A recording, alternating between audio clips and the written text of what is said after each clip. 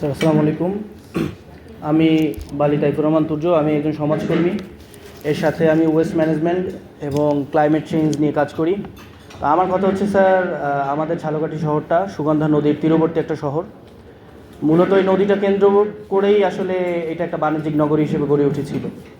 তো এখন আমাদের যত পরিকল্পনাই হবে, এখানে যত স্থাপনা হবে, আমাদের এখন গ্লোবাল যা পরিস্থিতি, তাতে আমাদের প্রস্তাব হচ্ছে যতগুলো স্থাপনা হবে এগুলোর যে পাওয়ার সোর্স, বিদ্যুতের যে ব্যবস্থা, এটা যাতে ওর যত পরিমাণ পাওয়ার কনজিউম করতে হয় এটা যাতে তার রুফটপ সোলার দিয়ে কাভার হয়ে যায়।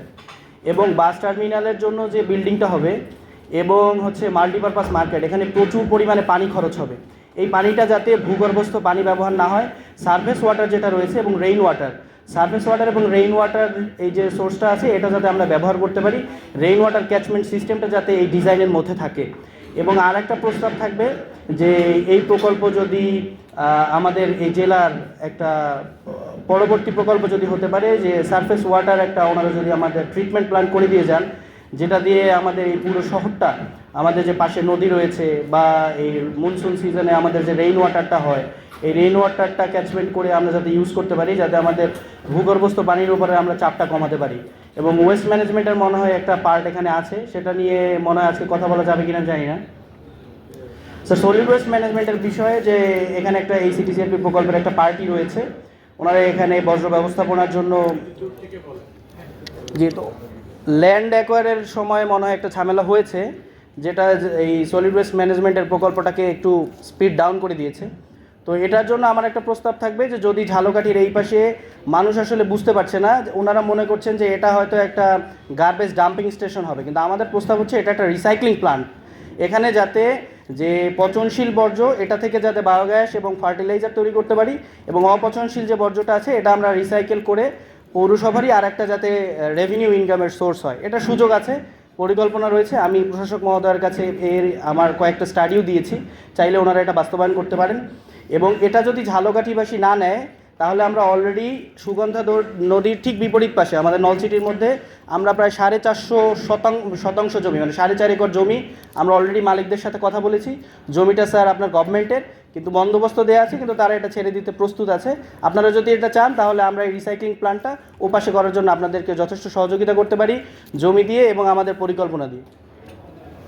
এবং স্যার আর একটা কথা, যে ওই আমরা যে প্ল্যানটা করেছি রিসাইক্লিং প্ল্যান, ওখানে 115 কিলোওয়াট যে ইলেকট্রিসিটি কনজিউম হবে, এটার জন্য আমরা রুফটপ সোলারে পুরো ক্যালকুলেশন করে একটা প্রস্তাব দিয়েছি স্যার।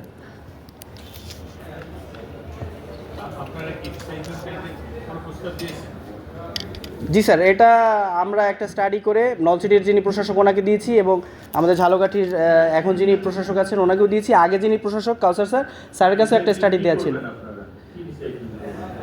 এখানে আমাদের যে পলিথিন সহ প্লাস্টিক যে বর্জ্যটা আসে, এটা ক্লিনিং করে ড্রাই করে ক্র্যাশিং হবে। জি স্যার। স্যার, ক্র্যাশিংয়ের পরে বাংলাদেশে যে বিভিন্ন প্লাস্টিক রিসাইক্লিং কারখানাগুলো আছে, ওই কারখানাতে এগুলো বিক্রি করা যায়। প্লাস্টিকের দানাগুলো স্যার বাজারে বিক্রি হয়, কারণ এখন যদি আমরা স্যার বর্জ্য থেকে বিদ্যুতে যাই স্যার। এই যে আমি ধরেন যে গার্বেজ থেকে পলিথিন সেপারেট করে ড্রাই করে ক্লিন করে তারপরে ধরেন ডাস্ট বা ওই যে গ্র্যানুলার ইয়েতে যাবো। জি স্যার, জি স্যার। এইটার কোনো বিজনেস মডেল আছে যে এখানে আমাদের কস্টিং কেমন লাগবে বা এটা স্যার আছে স্যার, এটা ডক্টর জিয়া হায়দার স্যার আমাকে একটা অ্যাসাইনমেন্ট দিয়েছিলেন বরিশাল সিটি কর্পোরেশনের জন্য। তো ওইটা আমি স্টাডি করে বরিশাল সিটি কর্পোরেশনের একটা মিটিং ছিল, সেখানে সাবমিট করেছি। এবং স্যার এটার একটা ইন্ডিয়ান মডেল যেটা খুবই লো কস্টিং স্যার। এই লো কস্টিংয়ের একটা এস্টিমেট সহ স্যার আমি ইন্ডিয়া থেকে আনিয়ে দিয়েছিলাম স্যারকে দিয়েছি, এবং প্রশাসক স্যারের কাছে সেটা দিতে পারি স্যার, আপনি যদি চান। স্যার ওটা জানি, কিন্তু ওরা তো স্যার ওখানে বার্ন করে স্যার, বার্ন করে ফার্নেস অয়েল তৈরি করে, ওখানে স্যার কার্বন প্রডিউস হয়, এই জন্য আমরা ওই দিকে যাচ্ছি না স্যার। আর ইলেকট্রিসিটিতে কস্টিং অনেক বেশি। আমরা ইন্ডিয়ার কিছু মডেল আমরাও দেখছি, কেরালা মডেল, আদার্স কিছু মডেল। জি স্যার। অ্যাকচুয়ালি আমরা যে কনসেপ্টে আছি, আমি নট ইন নেগেটিভ সেন্স বলছি স্যার, সলিড ওয়েস্ট ম্যানেজমেন্টে আসলে এই লো ইনভেস্টমেন্টের বা লো ইয়েতে আসলে এটাকে করা কোয়াইট ইম্পসিবল। ইন্ডিয়াতেও যেখানে আমাদের সমসাময়িক মানে যারা একই ধরনের ময়লা তৈরি করে কাজ করে, তারাও কিন্তু শুধুমাত্র পৌরসভার অর্থ দিয়ে, নিজস্ব অর্থ দিয়ে এই বিজনেস মডেল এগিয়ে পারতেছে। আমি আমার প্রকল্প থেকে 4টা প্রপোজাল আমার আছে স্যার। আমার সাথে কোলাবোরেশনে আমেরিকান একটা টেক্সাস ইউনিভার্সিটিও কাজ করছে, but I am not getting the business model, যেটা আমার মূল। স্যার ইন্ডিয়াতে অন্ধ্রপ্রদেশ এবং মধ্যপ্রদেশে স্যার আমি নিজে সেখানে কয়েকবার গিয়েছি এবং ছিলাম দীর্ঘ সময়। তো সেখানে আমি দেখেছি এবং ওইখান থেকে ওদের একটা মডেল নিয়ে এসেছি এবং ওরা বলেছে যে যদি গভর্নমেন্ট তাদেরকে সুযোগ দেয় তারা এখানে ইনভেস্টমেন্টেও রাজি আছে স্যার। মিডিয়া পরে আলোচনা করা স্যার ওকে, থ্যাংক ইউ। যেমন আমরা হলো ঢাকা সিটি কর্পোরেশনের ওই যে নর্থ ঢাকা সিটি নর্থে চাইনিজ এক্সচেঞ্জ চলতেছে, তারাও এখনো একটু যেতে পারেন, এইটা পরে আলোচনা করা যাবে। আমার ইয়ে হলো যে যেহেতু জেলা প্রশাসক মহোদয় আছেন, আমরা সলিড ওয়েস্ট ম্যানেজমেন্ট আমাদের প্রকল্প একটা ধরা আছে এবং এখানে আমরা ঝালকাঠি একটা জায়গা নির্ধারণও করেছি। এই জায়গাটা সম্ভবত এখন স্থানীয় জনসাধারণের পক্ষ থেকে প্রতিবন্ধকতা আসছে এবং এখানে এটা নিয়ে আপনার মানববন্ধন হয়েছে বা হয়েছে এবং স্থানীয় জনপ্রতিনিধিরাও প্রতিনিধি গণ হয়তো তাদের সঙ্গে সহমতি প্রকাশ করেছেন বা করেননি, তো এইরকম একটা ইস্যু আছে। যদি আপনারা একটু মাইনরিটি দেখেন তাহলে এটা সুবিধা হবে।